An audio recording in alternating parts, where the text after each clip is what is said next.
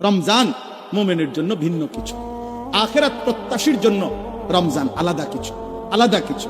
যার আখিরাত দরকার তার জন্য রমজান অনেক কিছু। যার শুধু দুনিয়া দরকার, ভাত মাছ চাল ডাল আর এই বিল্ডিং, ইট বালু সিমেন্ট আর ফুলকপি ফাতাকপি, আর জীবন যার এই খিরা টমাটো একদূর খাইয়া দাইয়া বনে বিড়িয়ে সিগারেটে সাদওয়ানে আর গফে আর টেলিভিশনে আর নর্তকীতে, এতটুকু নিয়ে যার জীবন, তোর জন্য রমজান কিছুই না, নাফরমান। কিন্তু ইমানদারের জন্য রমজান অনেক কিছু। চলেন আমরা ভাবতে শিখি।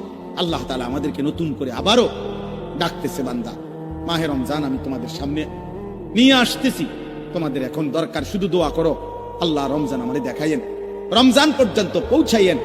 আর প্রত্যেকটা বাবা ভাই, পুরুষ নারী, জওয়ান বুড়া, সবার কাছে আমার অনুরোধ, রমজানকে টার্গেট করে নিজের জীবন পরিবর্তনের জন্য আপনি সিদ্ধান্ত নিন। আল্লাহ কোরআনে ওয়াদা দিছে, বান্দা একটা মাস রমজান তুমি যত্ন নিয়া রমজান মাসটা কাটাইবা, সবগুলো গুনাহ ছেড়ে দিবা, আমি আল্লাহ তাআলার হুকুমগুলো পালন করবা। আমি আল্লাহ ওয়াদা দিলাম, লাআল্লাকুম তাত্তাকুন, এক মাসে তোমাকে মুত্তাকি বানায় দেব, জান্নাতি বানায় দেব।